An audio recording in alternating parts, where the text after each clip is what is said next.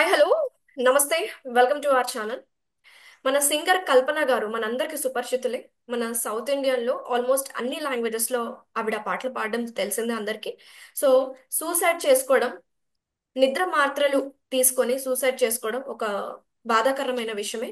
So ఏదైనప్పటికీ ఇప్పుడు తన ప్రెసెంట్ స్టేటస్ అయితే డాక్టర్లు ఏం చెప్తున్నారంటే ఓవరాల్ గా తను అవుట్ ఆఫ్ డేంజర్ అనే మాట్లాడుతున్నారు. సో తెలుసుకుందాము ఎందుకు సూసైడ్ చేసుకుంటారు, ఇలాంటి పరిస్థితి ఎందుకు వస్తుందో మాట్లాడి తెలుసుకుందాం, ప్రయత్నం చేద్దాం. సో ప్రెసెంట్ మనతో పాటు ఉన్నారు ప్రముఖ doctor and motivational speaker doctor Tenniti Harish గారు ఉన్నారు. ఆయనతో మాట్లాడతాం. హలో సార్, నమస్తే. నమస్తే. సార్, యాజ్ న్యూస్ చూసుంటారు కదా సార్ మీరు కూడా, సింగర్ కల్పన. వెరీ షాకింగ్ న్యూస్ అండి. అవును సార్, నేను కూడా అంత న్యూస్. మంచి సింగర్, అంత టాలెంట్ ఉండి అండ్ అంత హిస్టరీ అంటే ఎప్పటి నుంచో 5 years ఏజ్ నుంచే she was a good singer. Exactly. ఎప్పటి నుంచో అంత మందితో పరిచయాలుండి అంత మంచి లైఫ్ చూస్తే ఎంత మంచి లైఫ్ ఉంది, ఎంత హ్యాపీగా ఉండొచ్చు. ఆ, కావాల్సిన ఫేమ్ ఉంది, నేమ్ ఉంది, అన్ని ఉన్నా సంహౌ ఆ ఇన్నరెంట్ ల్యాకింగ్ ఉంటుంది మనుషులకి. లోపల ఏదో తెలియని వెలితి. అలాంటి వెలితి వల్ల కొంతమందికి ఇట్లాంటి సూసైడల్ టెంట్స్ వస్తాయి. అండ్ ఇది ఎవ్వరికి, ఎలాంటి వ్యక్తికి ఇలాంటి పరిస్థితి రాకూడదు మోస్ట్. సో చాలా బాధాకరమైన విషయం ఇట్లాంటి విషయాలు మాట్లాడాల్సి వస్తుంది అంటే. మా పని ఎంత కౌన్సిలింగ్ చేస్తున్నప్పుడు కానీ ఇట్లా చాలా మంది వస్తారు, సూసైడల్ థాట్స్ వస్తున్నాయండి, ఇలాంటి ఆలోచనలు వస్తున్నాయని చెప్పి. సో ఇలా ఆలోచనలు ఆ, చాలా కామన్ గా ఈ మధ్య చూస్తున్నాం. అందుకనే ఇది మాట్లాడుకోవాలి. ఇది చాలా పెద్ద ఎత్తున అందరూ మాట్లాడాల్సిన విషయం. ఓకే. సో ఇట్లా సూసైడల్ థాట్స్, ఏమీ చెయ్యలేకపోతున్నాము అనే పరిస్థితి, నాకేదో ఇంకా ఏదో జరగాలి, ఇవన్నీ జరిగితేనే గానీ నేను సంతోషంగా ఉండలేను అని కొన్నిటికి లింక్ పెట్టుకుని బ్రతుకుతుంటారు. ఓకే. అలా ఉన్న వాళ్ళకి చాలా చాలా ఇంపార్టెంట్ టాపిక్ మాట్లాడుకోవాలి కంపల్సరీ. ఓకే. యూజువల్ గా సింగర్స్ అన్నప్పుడు వాళ్ళకి నైట్ ఈవెంట్స్ ఉంటాయి. ఎక్కువసేపు లాంగ్ అవర్స్ వాళ్ళు స్ట్రెచ్ చేయాల్సి ఉంటుంది. సో నిద్ర మాత్రలు ఆవిడ రెగ్యులర్ గా తీసుకుంటూ ఉంటారంట. సో అధిక మోతాదులో తీసుకోవడం వల్లే ఇలా జరిగింది. 2 డేస్ వరకు తను రెస్పాండ్ అవ్వలేదు, అంటే ఆ గదిలోనే ఉన్నారు అని చెప్పడం జరుగుతుంది. ఇప్పటి వరకు తెలిసిన న్యూస్ ఇన్ఫర్మేషన్ అయితే మీరేమంటారు? యా. సో ఇది కూడా one of the main reasons అండి. నిద్ర లేమి వల్ల కూడా సూసైడల్ థాట్ వస్తాయి. So okay. కంపల్సరీగా నిద్రలేమితనం అన్నది కరెక్ట్ చేయించుకోవాలి. అందరు ఇప్పుడు అంత డిజిటైజ్డ్ వరల్డ్ అయిపోయి అంత బొంబార్డింగ్ యువర్ సెన్స్ ఆర్గన్స్ మీద ఒకటే దెబ్బ మీద దెబ్బ, దెబ్బ మీద దెబ్బ పదే పదే ఉండడం వల్ల వస్తుంది. స్లీప్ ప్యాటర్న్స్ డిస్టర్బ్ అయితే చాలా హెల్త్ ప్రాబ్లమ్స్ వస్తాయి. సెకండ్ థింగ్, ఒక పీస్ఫుల్ లైఫ్ బ్రతుకుతున్నప్పుడు స్ట్రెస్ లో చాలా వేరియస్ చిన్న ఈవెంట్స్ కూడా చాలా పెద్ద ఇమాజినరీ లాగా కనిపిస్తుంటాయి. ఏ సమస్యకైనా చావు పరిష్కారం కాదు అని తెలిసినప్పటికీ ఒక నాకు ఇది జరగలేదు, ఇలా అవ్వలేదు, సొసైటీ ఏమనుకుంటారు, ఇలా జరిగితే ఏమవుతుందని చెప్పి. నేను చదివిన ప్రకారం తన కూతురుతో ఏదో ఫైట్ అయింది, ఆ ఫైట్ తర్వాత తను ఇలాంటి టాబ్లెట్లు వేసుకున్నారు అని చెప్పి. సో ఇక కాకపోయినా బట్ బేసిక్ గా చూస్తే వన్ డిస్టర్బింగ్ థాట్, ఆ థాట్ ని పట్టుకుని వేలాడతారు వీడు. ఒక ఏదో అనవసరమైన ఒక డిస్టర్బింగ్ థాట్ వస్తుంది. ఆ థాట్ తర్వాత ఇవి పెరిగిపోతుంటాయి. దట్ టు అవైలబుల్ గా ఉండే మెడిసిన్స్ ఇట్లాంటి, ఇప్పుడు జోల్ ఫ్రెష్ లాంటి నిద్ర టాబ్లెట్లు కానీ అవి ఓవర్ ద కౌంటర్ ఇవ్వరు. వాటికి ప్రిస్క్రిప్షన్ ఉండాలి. అయినా కూడా అన్ని మోతాదులో కొనుక్కుని దగ్గర పెట్టుకుని అండ్ అట్లాంటి టాబ్లెట్లు రెగ్యులర్ గా వాడే వాళ్ళకి దే నో ఇది ఎక్కువ డోస్ తీసుకుంటే నాకు పనిచేస్తుంది అన్నట్టుగా తెలుస్తుంది. సో అందుకోసము అలాంటి కండిషన్స్ ఏమైనా దగ్గర ఉంటే, అలాంటి థాట్స్ ఏమైనా వస్తే ఇమ్మీడియట్లీ హెల్ప్ తీసుకోవాలి. నాకు ఇట్లా అనిపిస్తోంది, నాకు ఇలాంటి థాట్ ప్రాసెస్ లోకి వెళ్తున్నాను అని ఎప్పుడు అనిపించినా సరే టేక్ ఎ బ్రేక్. అందుకే మేము ఎప్పుడైనా ఇట్లాంటి స్ట్రెస్ఫుల్ కండిషన్స్, నిద్రలేమి ఇట్లాంటివి వస్తే వి ఆల్వేస్ సజెస్ట్ ఒక బ్రీతింగ్ కంట్రోల్ మెథడ్, తర్వాత పిఎంఆర్ అని చెప్పి progressive muscle relaxation. All muscles ని ఒక రిలాక్సేషన్ మోడ్ లోకి వెళితే చాలా ఇలాంటివి కంట్రోల్ చేయొచ్చు.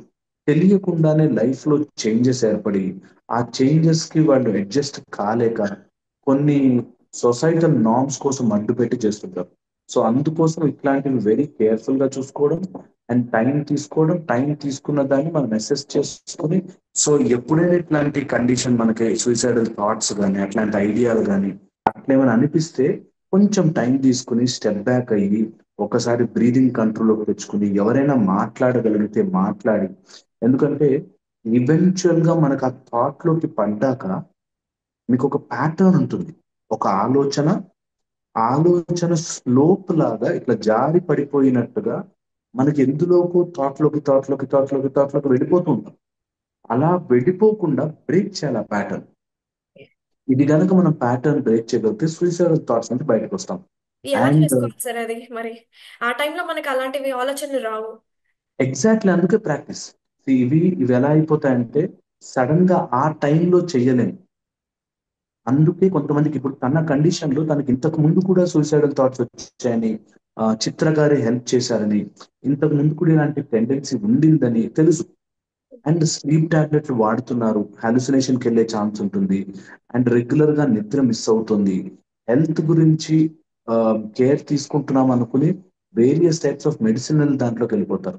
అలా లేకుండా కొంచెం కంట్రోల్ తెచ్చుకోవడానికి హ్యాబిట్ ముందరి నుంచే ప్రాక్టీస్ కనుక చేయగలిగితే ఓకే. దెన్ ఇందులో నుంచి బయటపడడం ఈజీ అవుతుంది. ఒక రోజులో ఆ రోజుకి ఆ రోజు రాదు, టైం పడుతుంది. But if you can practice that, easy అవుతుంది మెథడ్. అండ్ ఇది ఫస్ట్ నుంచి మనము ఇది అవేర్నెస్ అందరికి ఇప్పించాలి. ఇప్పుడు మేము యాజ్ అన్ ఆర్గనైజేషన్ కానీ మేము ఏం చేస్తామంటే డిఫరెంట్ డిఫరెంట్ స్కూల్స్ కి, కాలేజెస్ కి, డిఫరెంట్ డిఫరెంట్ ఆఫీసెస్ కి వెళ్ళి ఇది నేర్పిస్తున్నాం. దట్ ఎప్పుడైనా ఇట్లా థాట్ వస్తే how do you break it. Um. Methods ఉంటాయి, there are different methods for it. ఎప్పుడు ఎలా బ్రేక్ చేయొచ్చు, దాన్ని ఎట్లా కంట్రోల్లోకి తీసుకురావచ్చు, ఒకవేళ అట్లాంటి ఆలోచన వస్తే ఎవరితో మాట్లాడాలి. మనకి నేషనల్ హెల్ప్ లైన్ నెంబర్స్ ఉన్నాయి. మనకి ఇట్లాంటి థాట్స్ వస్తే మెంటల్ హెల్త్ కి సంబంధించినవి different different help line thoughts ఉన్నాయి, ఏజెన్సీస్ ఉన్నాయి. వాళ్ళకి ఫోన్లు చేసినా వాళ్ళు హెల్ప్ చేస్తారు. ఎప్పుడు కూడా మెంటల్ హెల్త్ ని ఈజీ తీసుకోవద్దు. చాలా తక్కువ మంది దీన్ని అర్థం చేసుకుంటారు. కొంతమందికి యాంగర్స్ గా వస్తాయి, కోపం వచ్చేస్తుంది, విపరీతంగా కోపం వచ్చి ఏదైనా పగలు కొడతారు. అలా కాకుండా కొంతమంది వాళ్ళని వాళ్ళు నాశనం చేసుకోవాలని చూస్తారు, ఎస్, సెల్ఫ్ వాళ్ళని హార్మ్ వాళ్ళు పాడు చేసుకుంటూ ఉంటారు. పెడతారు. యా, ఇది మనం గమనించుకోగలిగితే ఫస్ట్ నుంచే ఈజీగా దీని నుంచి బయటపడే మెథడ్స్ ఉన్నాయి. అండ్ ఎలాంటి ఆలోచన అంటే ఆలోచన మనకు చెప్తే ఇంత సిల్లి దానికి నువ్వు ఎలా సూసైడ్ చేసుకున్నావు అనిపిస్తుంది, కానీ వాళ్ళకి అది పెద్ద ఆలోచన. So okay. ఇది పాయింట్ మనం గ్రాప్ చేయాలి. దట్ ఎప్పుడైనా ఎమోషనల్ డ్యామేజ్ జరుగుతుంది అంటే ఒక స్టెప్ బ్యాక్ చేసి ఇంత చిన్న ఆలోచన అని ఆలోచనని చిన్నది చేయాలి. ఎప్పుడు ప్రాబ్లం ని పెద్దగా చూడదు, ప్రాబ్లం ని చిన్నగా చూడాలి. Right, right. దీనికి నేను ఎగ్జాంపుల్ కూడా చెప్తుంటాను. హనుమంతుడికి ఒక రాక్షసు వచ్చి పెద్దగా నోరు తెరిచిందంట. నోరు తెరవగానే హనుమంతుడు సైజ్ పెంచాడు. ఎంత నువ్వు ఎంత నోరు తెరిస్తే అంత పెద్దగా అవుతాను. ఎప్పుడైతే హనుమంతుడు పెద్దగా అవుతాడో ఆ సురస అనే రాక్షసు చిన్నగా అయిపోతుంది. సిమిలర్లీ మనము ప్రాబ్లం మీదకి ఎదిగితే రైట్. ప్రాబ్లం చిన్నగా కనిపిస్తుంది. ఇది ఈజీ. ఎప్పుడు ప్రాబ్లం ని పెద్దది ఊహించుకోవద్దు మైండ్ లో. అమ్మో అలా అయిపోతుంది అలా అయిపోతుంది అని. ఆల్వేస్ మినిమైజ్ ఇట్, చిన్నది చేశారు. ఇది ఓకే. కనుక ప్రాక్టీస్ చేయగలిగితే చాలా బాగుంటుంది. దీంతో పాటు substance abuse never go towards. ఇప్పుడు ఈ రోజుల్లో పిల్లలకి ఇప్పుడు నెక్స్ట్ అమెరికాలో ఇప్పుడు జరుగుతోంది. మన పిల్లల దగ్గరకు ఒక 5-6 years లో వచ్చేస్తుంది. ఏం తెలుసా ఆ ప్రాబ్లమ్? ఏంటి సార్? ఏమన్నా ఇట్లా ప్రాబ్లం అయితే డ్రగ్స్, గాంజా, అవును. లేకపోతే ఇలా ఇవి వచ్చేస్తుంది తొందరగా. నార్కోటిక్స్. నార్కోటిక్స్ వైపుకు వెళ్ళిపోండి, ఈజీ. వాళ్ళకు ఒక రోజు హాయి అనిపిస్తుంది, ఇంకా అది అలవాటైపోతుంది. ఓకే. అందుకని మన పిల్లలకి, మన ఇప్పుడున్న యూత్ కి, ఇప్పుడున్న స్ట్రెస్ఫుల్ లైఫ్ ఉన్న వాళ్ళందరికీ నేర్పించాలి. నువ్వు ఏదన్నా చెయ్యి, డ్రగ్స్ జోలికి, మెడిసిన్ జోలికి పోకు. మేమంతా ఉన్నాం, మాతో మాట్లాడు, చెప్పుకో, reveal it, no problem. And ఏది కూడా లైఫ్ లో నిరంతరం ఉండదు. ఏ కష్టం ఉన్నా ఇప్పుడే, తర్వాత తగ్గిపోతుంది అన్నది నేర్పించగలగాలి పిల్లలకి. ఇది మనం టెండెన్సీగా నేర్పిస్తే, స్లీప్ డిజార్డర్స్ నుంచి బయటపడేయగలిగితే అన్ని ప్రాబ్లమ్స్ సాల్వ్ అవుతాయి. ఓకే. ఇది ఖచ్చితంగా ప్రాక్టీస్. అండ్ గుడ్ ఫుడ్ అండి, గుడ్ డయట్, గుడ్ ఫుడ్ ఎప్పుడు ఇంపార్టెంట్. సార్, అయితే ఇప్పుడు every time we discuss starting interview అయినా సరే మనము ఆ, చాలా బాగా చెప్తూ ఉంటారు. మీరు చెప్పే ఇన్ఫర్మేషన్ కావచ్చు ప్రతి ఒక్కరికి చాలా బాగా రీచ్ అవుతుంది. ఒక్కళ్ళైనా ఇద్దరైనా మారడానికి మనం మారాలి అని అనుకునే మనస్తత్వం కాబట్టి. సో ఇలాంటి సూసైడల్ థాట్స్ కావచ్చు, సూసైడల్ టెండెన్సీస్ ఉన్న వాళ్ళకి మీరు కొన్ని మెడిటేషన్స్ కావచ్చు స్కూల్స్ లో, కాలేజెస్ లో, ఆఫీస్ కి వెళ్ళి చెప్తూ ఉంటారు. అలా బేసిక్ ఏదైనా మెథడ్ ఉంటే మా కోసం వివరించరా? యా, ఇదిలో ద మోస్ట్ ఇంపార్టెంట్ మెథడ్ అండి. Breathe through your nose, okay. Breathe out through your mouth. Okay. ఇది 30 seconds చేయాలి. ఎంత డ్రాస్టిక్ చేంజ్ వస్తుందో లైఫ్ లో చూడండి. ఇది ప్రాక్టీస్. ఒక 30 seconds breathe in through the mouth, through the nose, breathe out through the mouth okay. తీసుకొని. Okay.